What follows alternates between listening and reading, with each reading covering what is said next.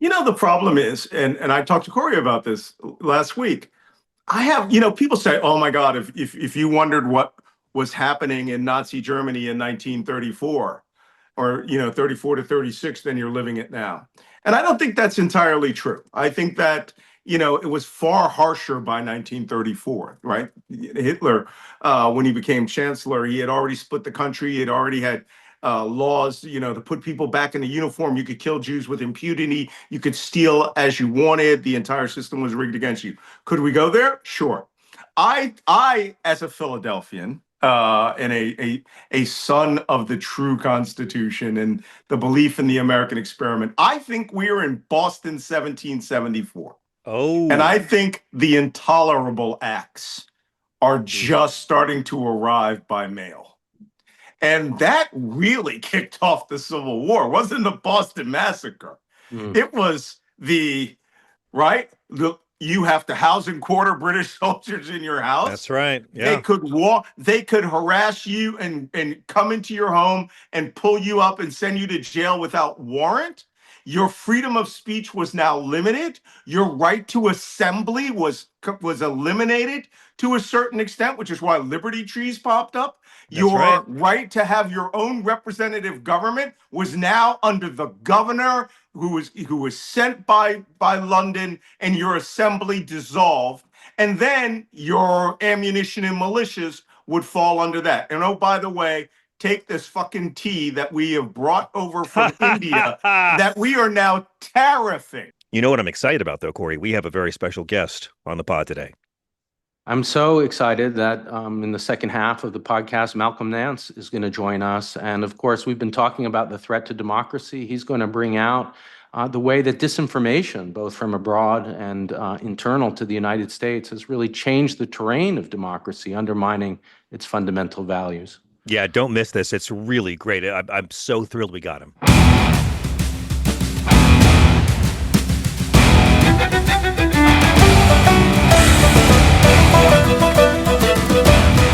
Welcome to another edition of the Oath and the Office podcast. I'm John Fugelsang, proud to welcome the star of our show, the professor from the political science department at Brown, the writer you have read in the New York Times, CNN, MSNBC, and Time Magazine, the author of The Oath and the Office, A Guide to the Constitution for Future Presidents, as well as the Presidents of the People. People of Earth, let me welcome the star of our show, Professor Corey Brettschneider. Hello, sir. Thanks, John. What a pleasure to speak with you every week. It would have been great if this attempted self-coup, this attempt to destroy our democracy was over, but I don't think so. Oh, if it was over, what would we do? We'd have to talk about Star Wars and sports every week, Corey. We'd be talking about how well we all get along and how boring. I mean, look at just the last week, Professor. Just since the last time we were together. Last week we had that insane speech at the UN with the escalator nonsense, the bizarre Tylenol press conference where we were told by a heavy breathing RFK that pregnant ladies shouldn't take Tylenol because the science doesn't say so. This epic loss at ABC. Kimmel back on the air, Monday Night Football staring down Sinclair, Trump saying that NATO should shoot down Russian jets now, Trump saying that he'll help the West Bank against Israeli incursions now. He canceled the meeting with the Democrats to prevent the shutdown, but now he doesn't want to stop a shutdown. The ICE shooting, remember the shooting at the ICE facility, and they lied that the victims were agents? It's or the vice president lied that the shooting victims were agents and not kidnapped detainees, already been forgotten about. Defending Tom Homan for taking 50 grand in bribes in a paper bag, and they wrapped it by indicting James Comey in a case that will never go to trial. I mean, Corey, that's just last week. And I want to begin by talking to you about this indictment of the former head of the FBI. It looks flimsy. It looks unserious. It looks legally very hollow. But the strategy seems really clear here. This is what Trump is trying to do with Tish James and anyone else he doesn't like, bankrupt opponents with endless legal costs and keep his enemies tied up in court and try to make them drain their funds. You've read the indictment against James Comey. Does it actually allege any crimes, Professor, or is it more theater? It's a lot of theater, and it does allege crimes that have to do with basically lying before Congress to Ted Cruz, in particular about the the question of whether or not Comey leaked information to the press. And, he was asked about this and claimed that he did not. But what the evidence is that he actually did this illegal leak, the way they're arguing, and that he lied about it in particular, which I take it is the basis of the charges lied about it. There just are very few facts. Here's the bottom line. The U.S. attorney that was appointed by Trump looked into this. There was a serious investigation, and a conclusion was made that there was not enough evidence to move forward. And, I have to believe that these U.S. attorneys, if they could indict and they had a basis for thinking there really was a crime here, would do so because they want to curry favor while still doing their job. But they don't want to bring baseless charges that have no basis in fact. And so that's why there was a refusal to do so. And then Trump had to basically reach outside the criminal law to an insurance lawyer and to get a crony to do this indictment. And, that's where we are, unfortunately. What does this say about our legal system, Corey, that the wealthy among us can abuse it? And Donald Trump can set money on fire. He has made billions this year through his crypto scam because our Congress doesn't believe in enforcing the emoluments clause anymore. And then he can take those billions and burn it. I mean, what does it say about equal protection under the law when the courts themselves can be weaponized with cash against people who don't have as much? Well, as you know, I've been arguing that this is an attempt at a coup to destroy our system of government, partly destroy the checks of the Congress and the judiciary, but it also is an attempt, and I think in some ways the definition of autocracy can be summed up as whether or not the leader, the president, tries to shut down the opposition. And the only reason why Comey is going after is it has nothing to do with this supposed leak and the evidence or lack thereof. It has to deal with the fact that he was disloyal to Trump during the Mueller investigation, going back to his first term, that this was somebody he views as, again, a former, somebody who was supposed to be loyal and turned out to be an enemy. And so that's the only reason this is happening. And what's so serious about it is a use of the system to go after an opponent. Now, some reporters that I've talked to have emphasized, well, but in the end, does it really matter? Because won't he just be found not guilty? But as you so importantly point out, that's not the point. The point is that he's trying to use the entire legal system as a cudgel to go after his opponents and to either threaten them financially, to instill fear. The way a lot of criminal trials work is, and this isn't going to happen here, but that there's so much danger of long-term imprisonment that a deal might be made even if somebody's not guilty. And this is an attempt also to instill fear in other opponents, and also, by the way, in current loyalists, to let them know this is what happens to you. That is nothing less than an attempt at autocracy. I agree. And by loyal, of course, we mean obedient, because loyalty is a thing that goes two ways. Trump doesn't believe in that. He believes in blind, unmanly obedience. I want to say that every time. Corey, I asked you about this on Sirius XM. There's this expression we heard that was hurled at the Joe Biden Justice Department an awful lot called lawfare. This notion of using the machinery of the states to harass your political opponents. Now, this was a lie about Joe Biden doing this. Donald Trump's indictments all came because grand juries of citizens saw evidence and they chose to indict. His one conviction on 34 felony counts came because a jury saw the evidence and voted to convict him. So I don't, I know that the lawfare was just a smear and trying to discredit the machinations of law enforcement because they prefer a criminal. They're not mad at Trump's crimes. They're mad at people for going after him for his crimes. How dangerous is it for democracy when a president can just really do what they accuse Biden of doing, aim the DOJ at his enemies like this? I mean, why do people, including conservatives, need to understand this is real, dangerous, third world nonsense? I worry that even the term lawfare is too generous because, that assumes that you're using the law as a cudgel, and that's really not what's going on. He's using the threat of indictment, the threat of imprisonment based on nothing, based on no facts, not abuse of the law, but based on raw power. And, he couldn't care less. The way he uses the law in his private lawsuits is to just, threaten people to get what he wants. And that's what he's doing here. The law is just kind of a tool. It has no principles, no inner life. So I really think that, if you think about the idea, what we call it in Putin's Russia lawfare, when he uses his system to lock up opponents, I hesitate to call it that because it's not even a legal system. And while we still have aspects of our legal system in place, what's going on here is just raw power. Or in autocracies, the idea that there's a rule of law is it is a misnomer. It's just a kind of fig leaf for raw power, and that's where we've headed. By the way, are we moving towards autocracy? Are we in it? It gets very hard to know once the prosecutions begin, and so. It is very possible, and I think I said this last week, that future historians will look back at this moment and say, wow, this is when the dictatorship began. Well, I completely agree. And what we're witnessing is the process is the punishment in terms of these Right. lawsuits. Trump knows they'll go nowhere. He doesn't care. He has found a way to weaponize the DOJ using cash. In the midst of all of this, the administration insists that these National Guard deployments to Portland and Memphis and potentially other cities are to protect federal buildings. Obviously, this is less about protection and more about intimidation. From a constitutional perspective, Professor, what do you see really happening here?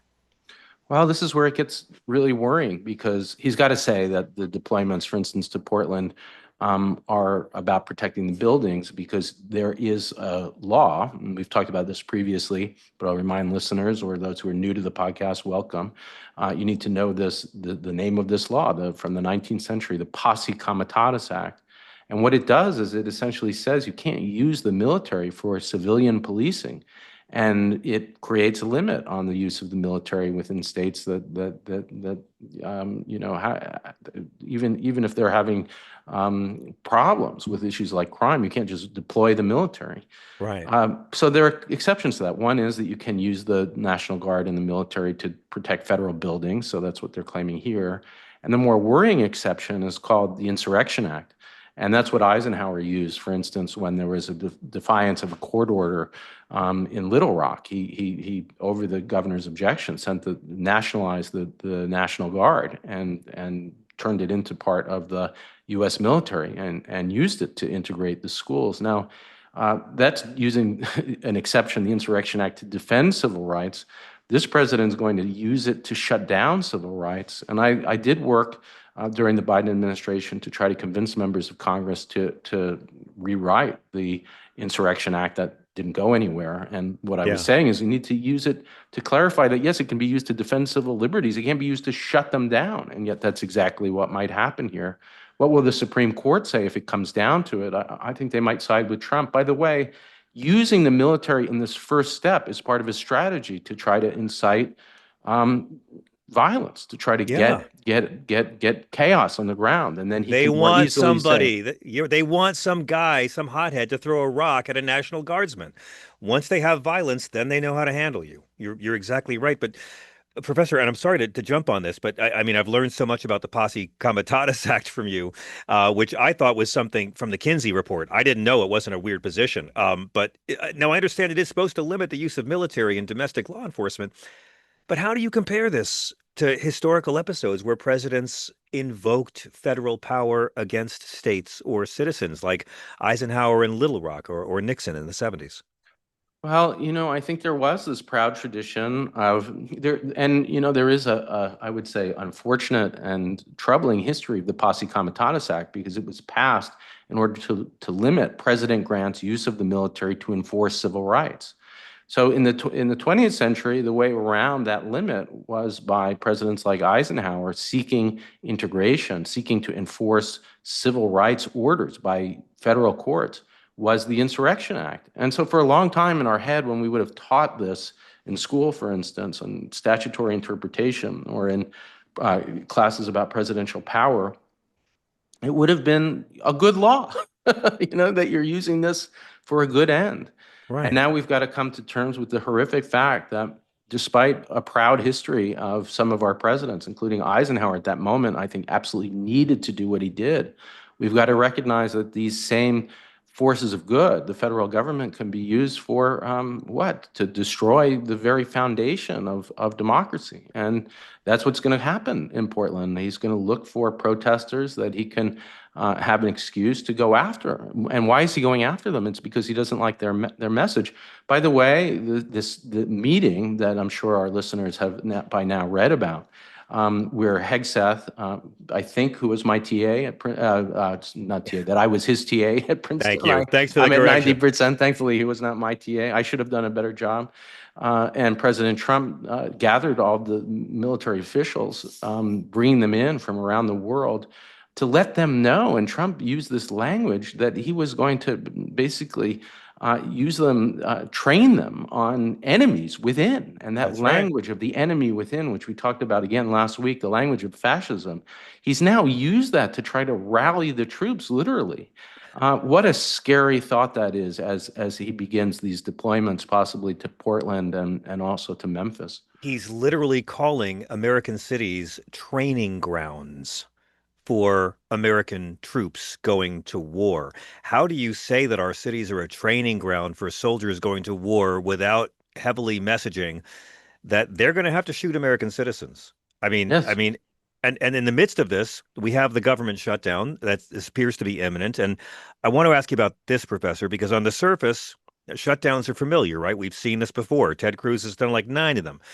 This one, I think, is very different in terms of constitutional danger, especially because this president seems very happy either way. He's either going to get what he wants and throw 12 to 20 million low-income and disabled Americans off health care, or they're going to shut the government down to protect American citizens, and then he can get even more power. How do you explain the risk here and how this shutdown is really connected to Project 2025's broader vision? Well, I mean, to transition from the last topic, I think if we're right, and we're hearing this now, thankfully, from some, at least, members of Congress. One person, by the way, a great defender of democracy that we'll hear from in a few weeks, is none other than Ted Lieu. And so, you know, there are those out there who are getting the danger. But if the danger really is a threat to democracy, then I think what we've got to recognize is that we need to fight back. And, you know, it might be too late if I'm right that this might be called the dictatorship, but there's at least one tool in the arsenal as he shuts down political opponents. Let's go through it. As he threatens to use the military as a training ground in America's cities to go after his domestic enemies. And the shutdown might be that moment where we can say, no, we're not going to fund this government that you're trying to commandeer for authoritarian purposes. So you know, we could go back, and this is not a normal shutdown. It is a shutdown that's possibly going to be a sign of the resistance to Trump's wannabe authoritarian dictatorship. That's right. You know, one last thing about this, which is that if the federal government is being commandeered, the military, the use of ICE to shut down our civil liberties, I don't think we have a lot of choice but to take a serious stand, and the shutdown might be a way to do that. Well, yes, sir, because this time it's not the usual furlough and back pay shutdown. I mean, what's terrifying and why it looks like lose-lose for Democrats is Trump and the minions are talking about firing federal workers outright if the government closes. No furlough, firing. Yeah. Like, imagine your boss saying, look, the company can't make payroll this week, so we've decided to just eliminate payroll forever. Get out. I mean, they want a shutdown as an excuse to gut the government because I guess, Professor, in Trump's mind, the problem's not that planes crash without FAA inspectors or that grandma's Social Security checks are going to stop arriving or that he could die from salmonella poisoning. I think his problem is the government isn't one giant ICE detention center with a defense budget stapled to him. And in past generations, you've taught us how the founders thought, well, there's impeachment. You don't want assassination for a corrupt despot, so we have impeachment. And yet, when there's a party of very loyal enablers, that's not an option either. It really isn't. I mean, the idea that we're going to get a majority of the House or 2/3 of the Senate, it's almost a joke. And yet that is what the framers imagined. And they thought about, in particular, there was a debate about whether or not a president would use the military domestically. The Anti-Federalists warned of that, and the defenders of the Constitution said, no, don't worry, we can trust a president. That won't happen. Well, it turns out the anti-federalist worry was right. So now what are our mechanisms, these promised checks and balances of Congress's impeachment power? The main one they thought we'd use in exactly this situation is nowhere to be found. So I think we're left with the shutdown. But I also don't want to be naive, and this goes to your point, that the Trump and Russell Vought and others in his administration have a plan, which is they don't want to get rid of the federal government. They want complete control over it. And those civil servants that have protection against this president, who can resist him because they're charged by Congress with carrying out laws, like the Environmental Protection Agency and its Clean Water Act that it's supposed to enforce, and the Clean Air Act. He doesn't like those laws. So this is a chance to fire them. And he can claim, oh, there's financial desperation. That's why I'm doing it. And he thinks it'll be upheld by court. So it's simultaneously a gutting of the government that we're going to face and an attempt at autocracy. But, what are our choices? I think that we're left with so few that risk is just something that we'll have to accept. Democrats are left with so few. Democrats have a choice of either shutting down the government, no one gets their checks, military stops being paid, and Democrats are bad guys in the history books over it, and we will be smeared for shutting down the government by right-wing media, or they go along with what Trump wants, and 12 to 20 million low-income and disabled Americans are sentenced to death and will show up at emergency rooms when they need health care, so local taxpayers can foot the bill. I mean, ironically, the Republicans are fighting for a form of socialism here, and the Democrats appear to be walking around in clown shoes, unable to accurately call it out. And, I think we've got to talk, too, about funding the military, what that means. It doesn't mean funding heroic action abroad. It means funding the shutdown of the president's personal enemies. That's what he's told us when he assembled the military. So anything we can do. What does it mean to fund ICE? It means to, continue this assault on people's rights. Now, some of that funding, including the ICE funding, is guaranteed through other measures. So in some ways it's too late, but at least it's something to take a stand. And I do think that in the big picture, we've got to ask the question, assuming that we are on our way to autocracy, or maybe even here. I think we're there, Corey. Masked thugs hunting down brown people at church picnics. I think we're there. I'm comfortable with it. So what did we do to call it out? And a shutdown would be at least, a battle, a front in this war against autocracy. Brilliant. We have to take our first break. When we come back, more. This is The Oath in the Office with Professor Corey Brettschneider. Corey, I am so excited for this next guest. I have been blessed to have this man join me on my show. This man has joined us on stage before. I have witnessed crowds of thousands of frothing political comedy fans go mad for Malcolm Nance. He was a career counterterrorism and intelligence officer for our government special operations, Homeland Security, and intelligence agencies. He has over 33 years of experience in combating radical extremism. And he's also got a few more years of combating radical extremism on CNN, ABC, Fox News, MSNBC, Al Jazeera. He's the author of a couple of terrific books, including a terrifying book I just can't recommend enough. They Want to Kill Americans: The Militias, Terrorists, and Deranged Ideology of the Trump Insurgency, a book that is tragically more timely now than it was in his first term. What a pleasure to welcome Malcolm Nance to The Oath in the Office. Hello, sir. Hey, glad to be here. And Malcolm, let me just add to that. There's so much in the introduction. Many of our listeners and those watching on YouTube will know you and know your work, but I'll add too, of course, that you were a former U.S. Naval intelligence specialist and an advisor to the U.S. government's special operations and Homeland Security and the intelligence agencies.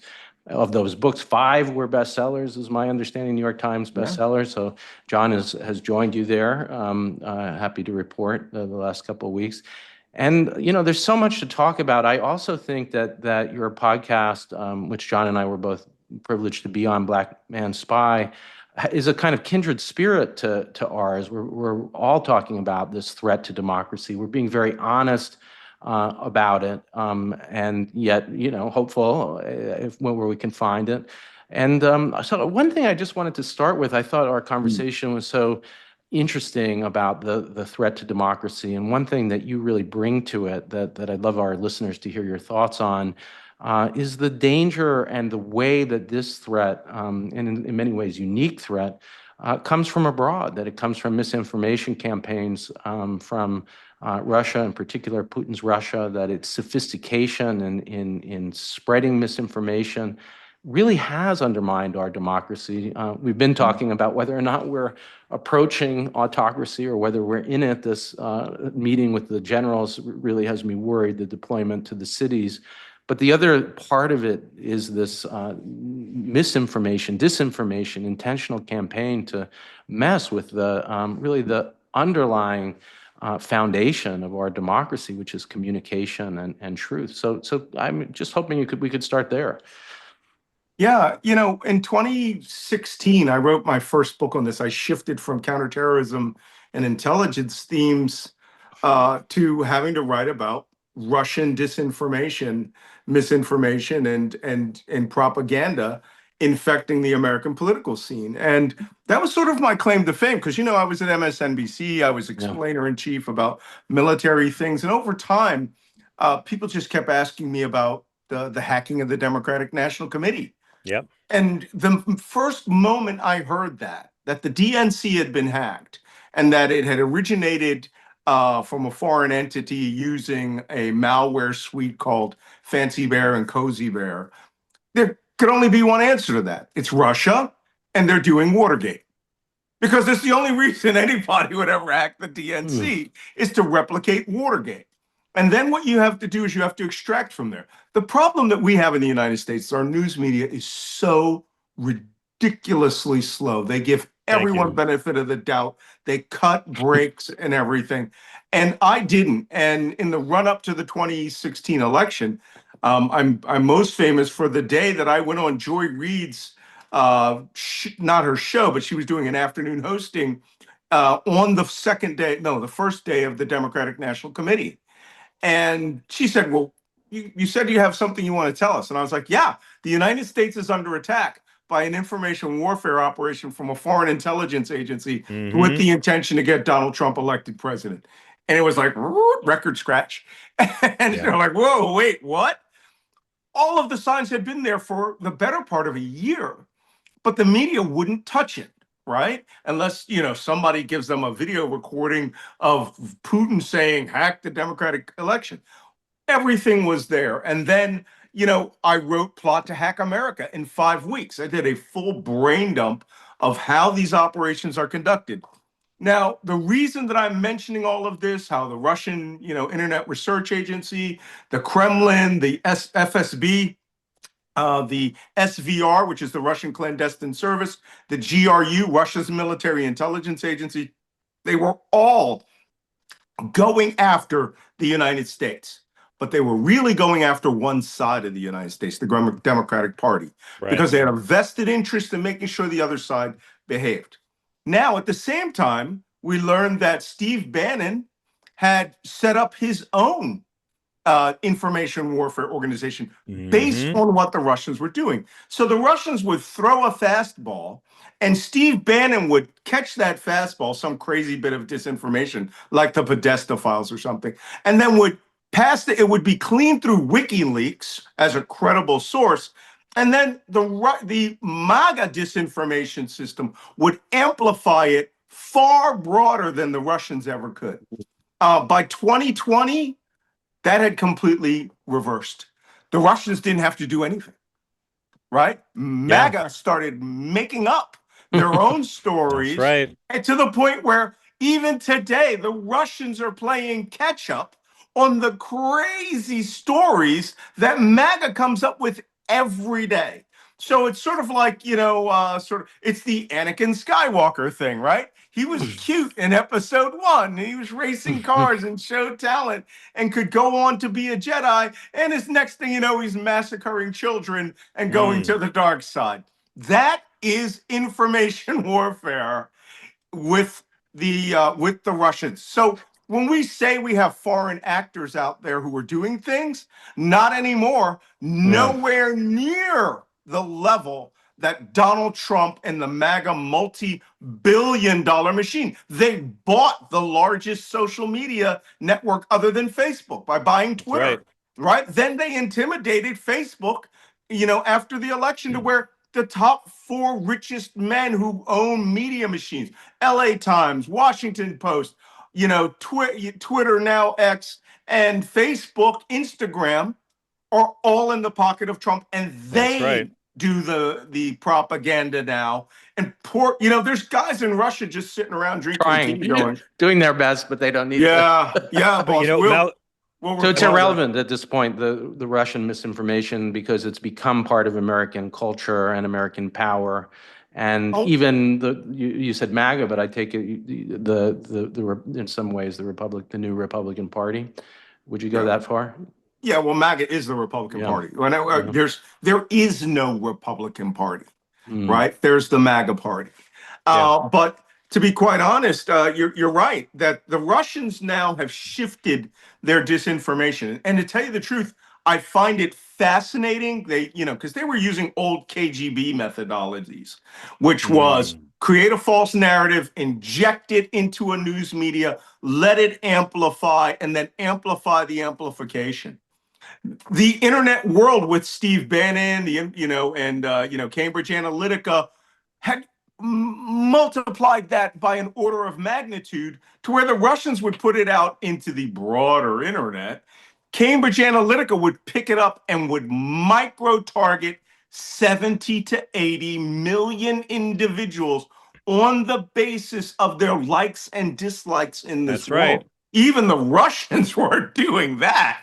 So fast forward to where we are today, Russia has actually fallen back on some more traditional methodologies to where they have gotten Russia Today. If you go to a foreign hotel room, it's right up next to BBC, Rai Uno from Italy, France 24 or TV Cinq, and Russia Today. And then Russia did a more clever thing. They started hiring Americans who were, essentially corrupt and corroded, right? To speak not just for Russia Today, but to get Americans to see Russia as an ally, and then they would be more credible. My favorite example is the guy who I fight with. I don't fight with him. He attacks me all the time. Scott Ritter, former UN weapons inspector, convicted pedophile, went to prison for 3 years, is a regular on Russia Today. And well-funded regular on Russia Today. Very well-funded regular. Yep. Absolutely. Malcolm, one of the things that we are going to want to talk to you about is that you're someone who put his money where his mouth is, and you famously strapped on a rifle and went over to defend our Ukrainian allies. Now, in 1994, America, the UK, and Russia signed the Budapest Memorandum, where Ukraine gave all of their nukes to Russia in exchange for Russia and the UK and the US promising to always respect their borders. So when Russia invaded Ukraine, there was no objective doubt that they were breaking a treaty, that it was illegal, and that it was Putin doing it. Donald Trump has spent a lot of time telling people that Joe Biden is responsible for the invasion, and of course, Ukraine is responsible, just like Ike blamed Tina all those times for getting in the way of a fist.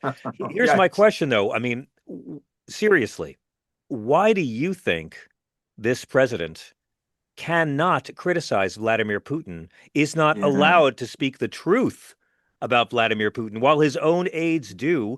And what did you make of him last week coming out and saying it's okay for NATO planes to shoot down Russian aircraft? Was that just him finding another way to stall because he has no intention of doing anything to slow down Putin's bloody blitzkrieg? I think all this sudden pro-Ukraine talk recently, pro-NATO, is just all fluff. Exactly. Donald Trump, I'm on a podcast every week with Michael Cohen and Lev Parnas, two guys who worked for him directly, and they say it's just a negotiating tactic. Donald Trump is madly in love with Vladimir Putin. I wrote 3 books in a row, which investigated that from an intelligence perspective. And when I wrote Plot to Destroy Democracy, it was so clear.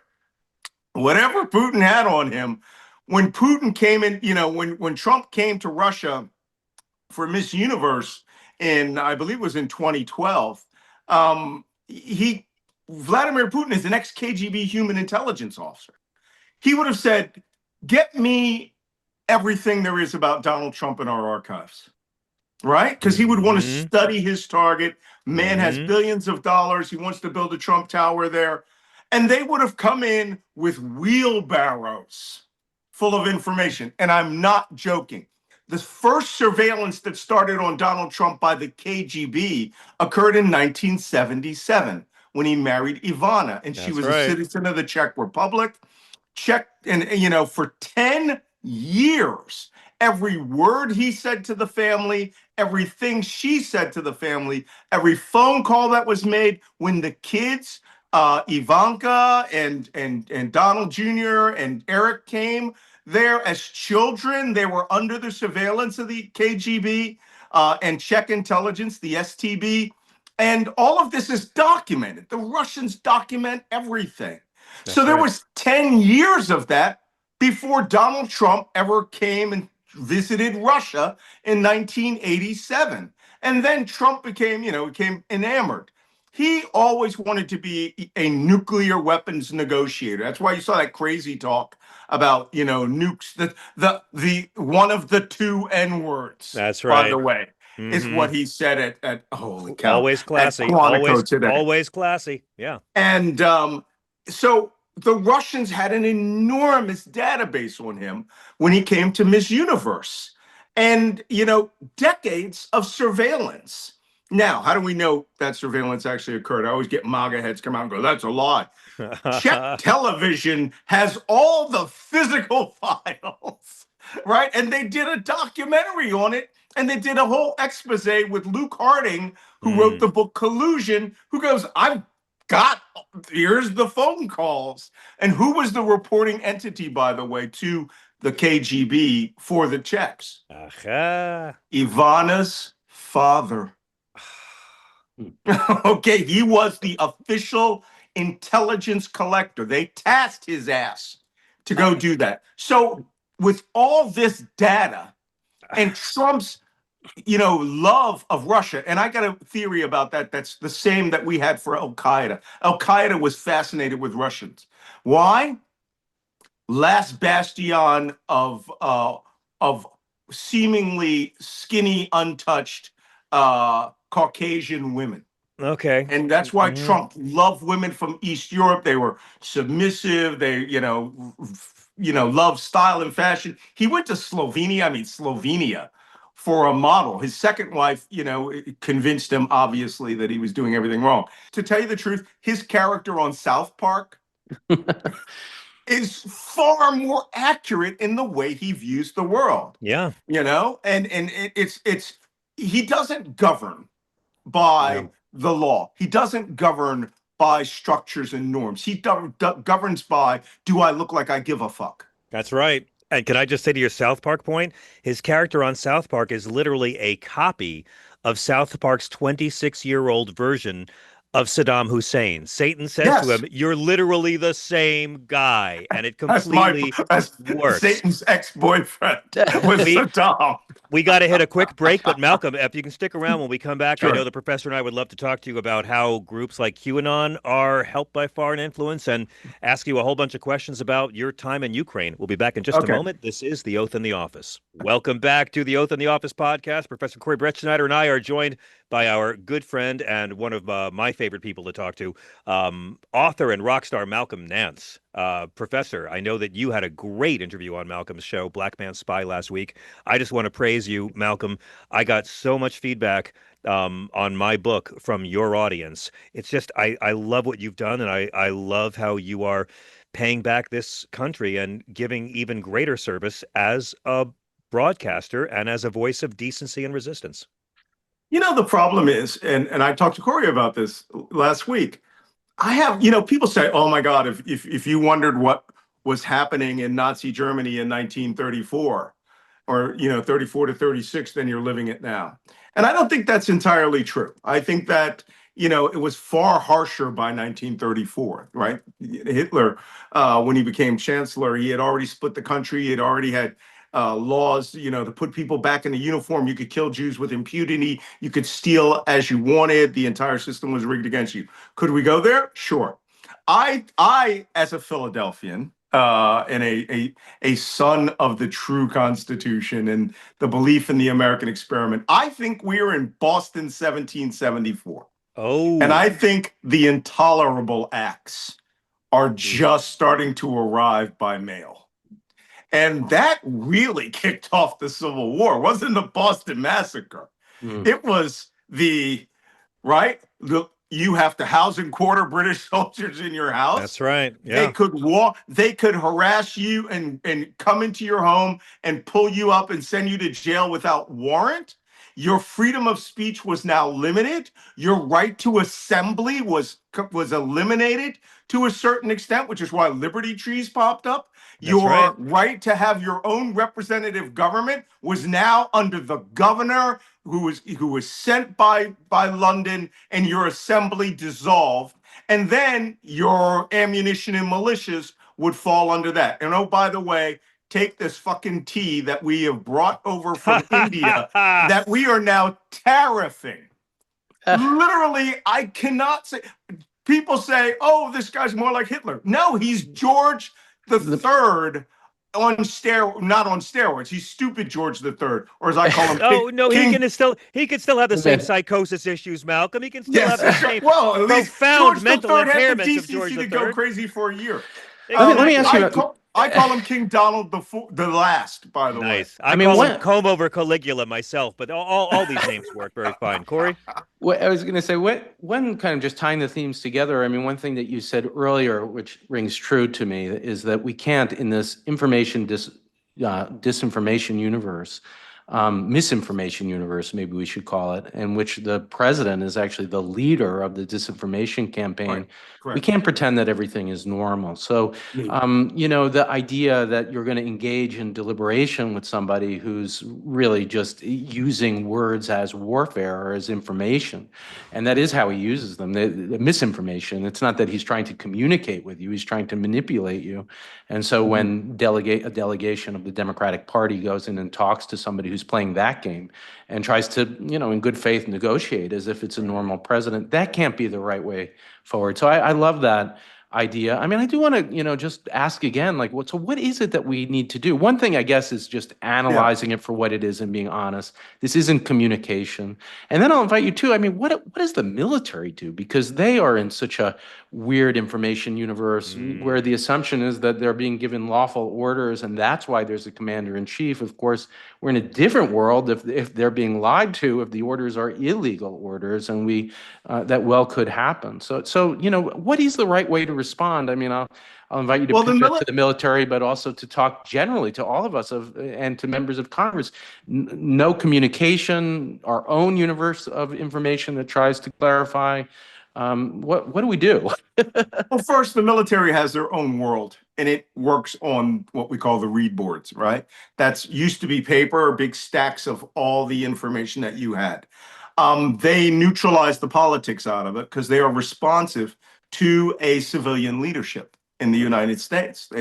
They work for Pete Hegseth, right? What they really feel can't be reflected. They have paper orders. All of this stuff is there, right? And if they start bringing that into the room, the whole "we're going to be warriors for warrior" or war for warriors, whatever Hegseth's book was called, right? Which is some junior major reservist guardsman is going to tell a 4-star general who's pushing 30 years, how to be a war fighter. These guys who have fought 6, 7 wars.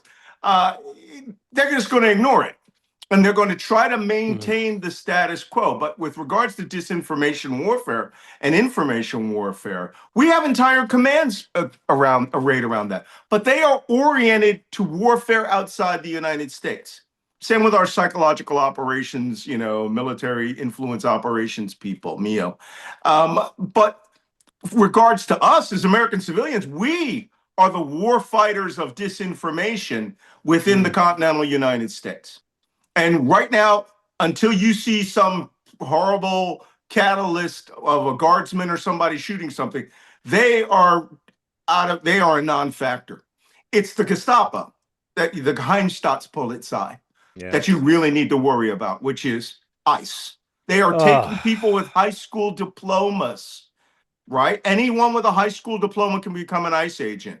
And their job is to secretly attack individuals who have constitutional rights.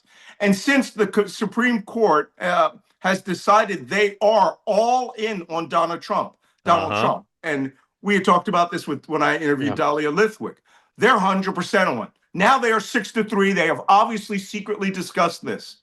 And they're just like, whatever he does, this will change America to the way we want, to where our rulings will benefit those who deserve it. So this is now, since, the Dred Scott decision, as far as I'm concerned, as a black man, this is the single most Supreme Court since, the mid 1800s, because they decided the Constitution no longer applies to white men who are rich, who want what they want. And now everyone else will be ruled over.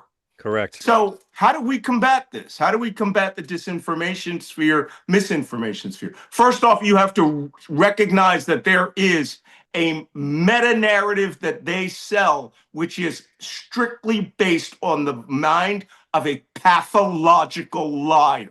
That's right. Donald Trump is the single most documented liar in American history. Correct. And they stopped at 33,000 6 years ago, or 5 years ago. 5 years. So if we were to actually have added up ever since then, he'd probably be in the 75,000 documented lie range. But even the media gave up. It's almost like an Ayn Rand novel. It's literally what she wrote in Fountainhead, when she said that there were two worlds, the intellectuals who were doing great things, and then the guys who were running government to get there. Well, and can you believe that I actually quoted that? This is where we are. The government is run by a racist, misogynist, dictatorial, authoritarian, whose motto to anyone who wants to get theirs is jump on my bandwagon. And by dint the fact that he is a white man who can get away with lies, who can get away now with murder, because he destroyed 4 boats extrajudicially with no evidence whatsoever, other than that you see a boat in the water. So, it's only going to get worse. But what you have to do is you must recognize that that is a false meta-narrative. Correct. The truth is what the truth is. And we have to keep our own information sphere, which you're a big part of.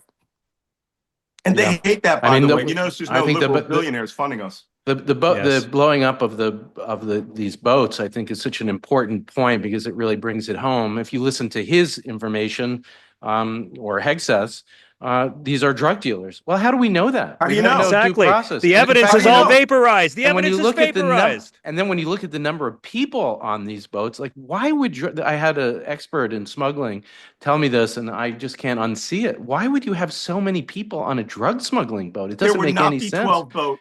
So it very well could be that these are migrants, and that these are poor people who are being trafficked and blown up by this president who wants to, make a show of things.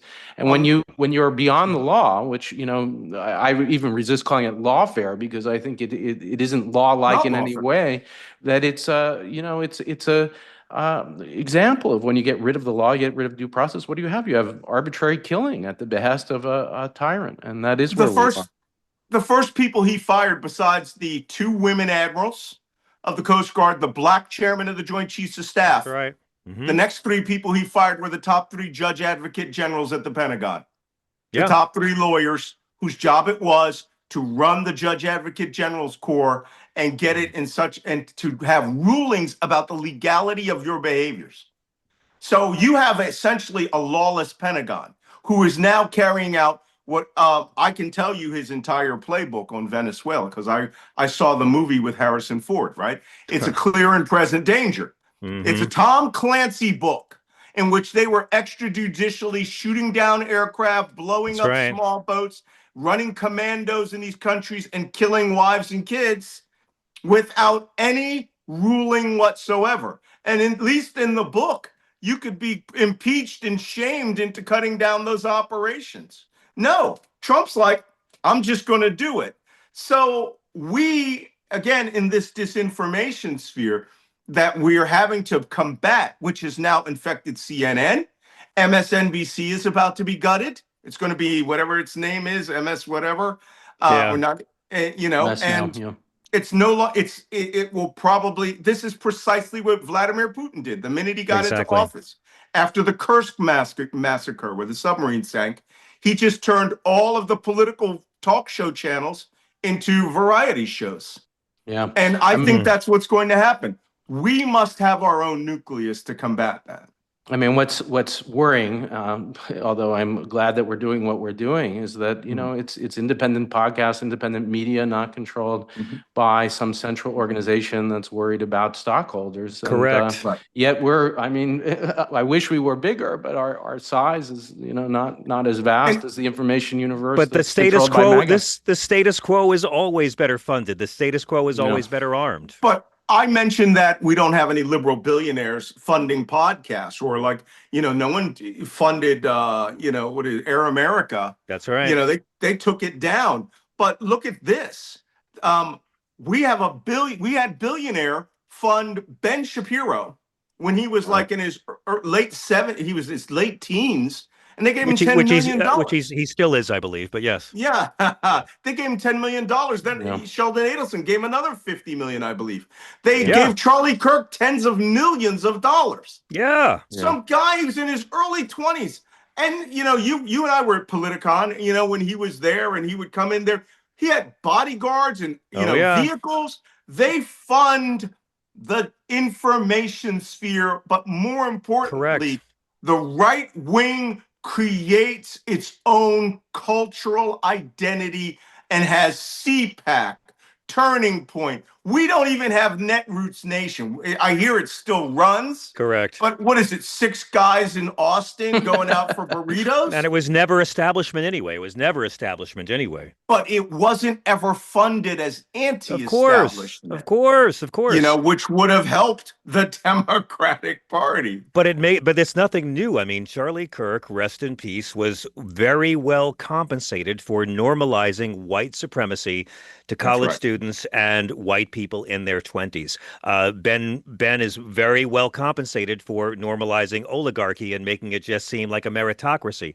But I got one last question for you, Mr. Nance, because I just watched this weird Pete Hegseth pageant in front of the general class who were flown from around the world, taken from their jobs and made to be physical props for a draft dodger like Donald Trump to come along and have his little drunk rapist little Fox News weekend prompter monkey essentially strut themselves and peacock around. Now, this is the same military, the Pentagon, that I have hailed for decades as being the greatest unsung hero in the fight against racism and racial discrimination, going back to Harry Truman.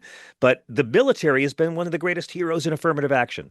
They have filed so many counterbriefs. The military has tried to educate us that it helps national defense by having a very diverse recruitment pool. The military has led the way since the end of Don't Ask, Don't Tell on treating LGBTQ, including the T ones, as prized members of the armed forces and respected for their unique abilities.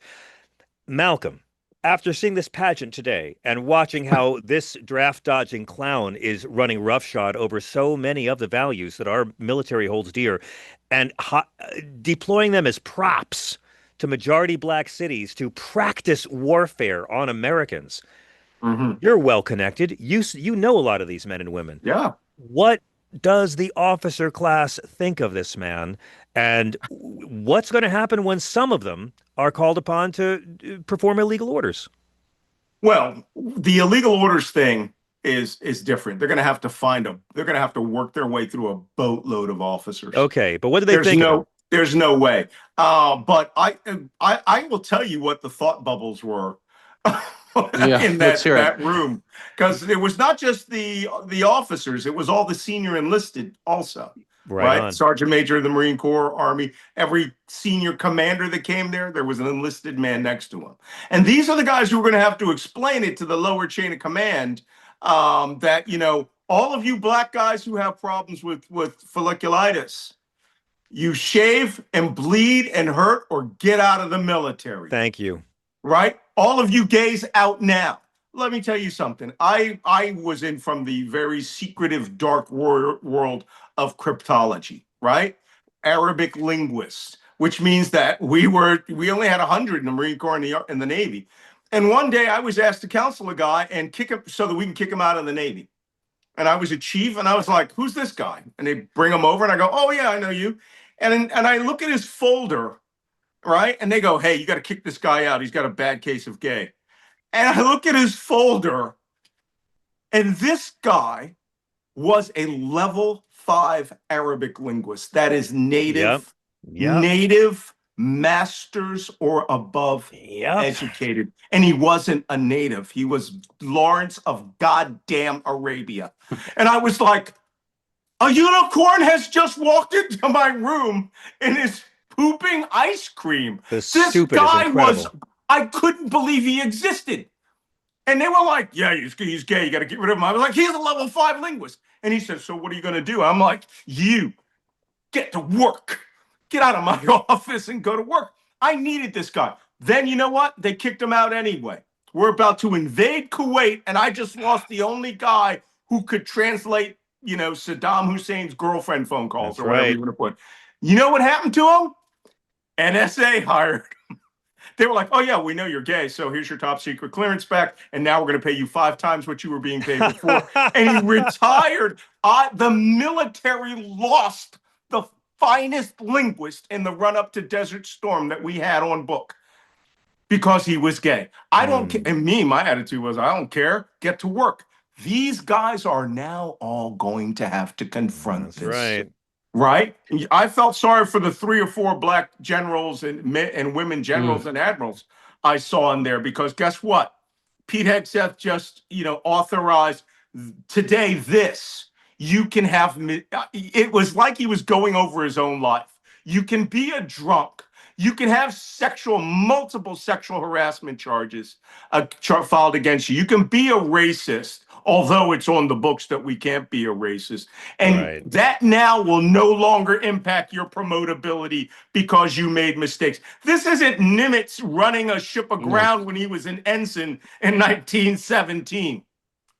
For all their talk about redighness and caring about, a active force, what they're doing is undercutting the competence, by what? By bringing back, it's going back before Truman. Truman, of course, in the executive order after the Civil Rights Committee recommends it, including people like Sadie Alexander, desegregates the military, opens up the possibility of people thriving from all walks of life and adding to the power of the American military and to the knowledge. And then that's true too in the civil service too, that Truman also, there's a related executive order. He desegregates after Wilson had segregated the federal government. What does that do? It opens up the power of the diversity of America to get the best people out there. And for all their talk of color blindness, this is really a return to the pre-Truman white supremacy, to their own people, loyalty over knowledge. It is. And Pete Hegseth, I'll say this straight up. I've said it on Twitter and other forums. Pete Hegseth is a white supremacist. Yes. And he has decided the force will be white and men. Correct. He has decided, he's those guys who would have in World War II told black fighter pilots not to, not to bother coming into the bars. He's the guy who would have spat on you in uniform, or the military policeman who would beat black soldiers for going to a white British bar. That's right. After doing bombing missions or, loading up, doing the Red Ball Express across Europe. This is just disgraceful. DEI in the military used to mean teamwork.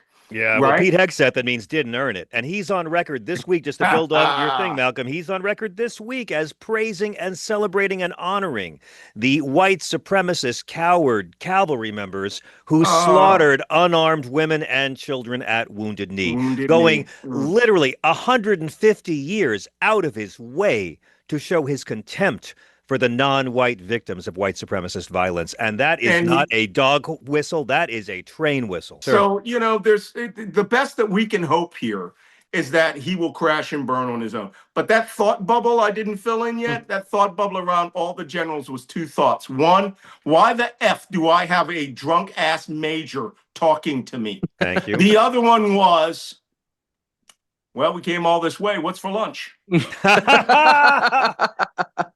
They'll be Love it. around after these clowns are gone, right? Yeah. They'll be around. Yeah. Professor, I want to thank you for getting Mr. Nance here Yeah, to be of on the course. show. I've never had a boring time with this man, and I learned No. so much, Malcolm, every time I speak to you. What is the best way for our listeners to follow you, sir, and keep up with your brilliance 7 days a week? Well, the primary platform I'm on is a Substack. So you can reach me at malcolmnance.substack.com, which is the Black Man Spy. And these Black Man Spy is my videos on Yeah, it's YouTube. So you fantastic. can look up my videos on YouTube. And Special Intelligence, which is a very loaded phrase if you know anything about code breaking. Special Intelligence is my Substack long format writing, but all the videos are on there too. Also, you can find me on Twitter. I'm still up there doing battle with the morons, the vet bros and all these. Right on. These Thank other you for your guys. service. Thank you for your Yeah. service. That's Thanks right. so much, Malcolm. I I am think, serving. as I said, we're all kindred spirits, and bringing into the conversation the role of foreign disinformation and domestic disinformation. It's so crucial in this war for democracy. And I also appreciate the idea that although the way we're going to fight this war for democracy won't be in the form of normal conversation with our opponents, it still is not a time to give up, but a time to circle the wagons and to defend the principles that really made this country great. True. Thank you so much for Thanks joining us, thanks sir. for Always a joining us. pleasure. All right, guys. Take care. Thanks, Thank peace. you, Malcolm. I want to thank everybody for listening to the podcast and supporting us and making us, what do we know, Corey, in the top 10 on Apple history or political podcasts? My God. On government, On Apple government. government, we're ranked number 7, not only top 10, and that's thanks to our amazing listeners. And the reviews keep coming in. It's more than 370, all 5 stars with amazing raves about this. And of course, guests like Malcolm Nance are covering the truth of the danger to democracy, the danger of the military being used domestically. All of that is really resonating. And yet, of course, the reviews all talk about hope. And we heard even that from Malcolm Nance while being honest about this threat. So thanks so much, John, for doing this every week and for joining this conversation. Thank you, Professor. How can our listeners follow you to keep up with all your brilliance? Well, you can find us on YouTube. I just have started a brand new Substack, The Oath in the Office, where I'm posting the videos, and there's an archive of them, and putting up relevant information. And then on Blue Sky, Democracy Prof, come find me there. And even on the Twitter, I'm still there, Brettschneider C. And I just want to say you can hear me every night on SiriusXM Progress, 5 nights a week. If you don't have that, I'm a free podcast, the John Fugelsang podcast, every day. And my book is called Separation of Church and Hate, A Sane Person's Guide to Taking Back the Bible from Fundamentalist Fascists and Flock-Fleecing Frauds. And that is available wherever you buy books at your local independent bookstore or the non-evil website of your choice. And I'm doing a couple tour dates. I'm going to be in Chicago doing a book tour about religion and politics in a comedy club at Zanies on the 8th of October. That's a Wednesday night at 7 p.m. Come on down, Chicago, and let's have a big party. Corey, And thank John, you. Yeah, I've please. just got to add one thing, which is congratulations, 2 weeks on the New York Times bestseller list. You heard about it here, and I know our listeners have been buying the book, Separation of Church and Hate. What an amazing and important work, and Thank you. America is responding. Thank you so much. The Daily Show got us a few sales, but I think it's all coming from this. Corey, I Yeah. owe it all to you. Thank you Exactly. so much. And thanks again to Wendy and Beowulf and everyone who helps us put the show together. And most of all, thanks to you patriots for listening and giving us a reason to want to be better and be smarter and be kinder. We will see you next time on The Oath in the Office.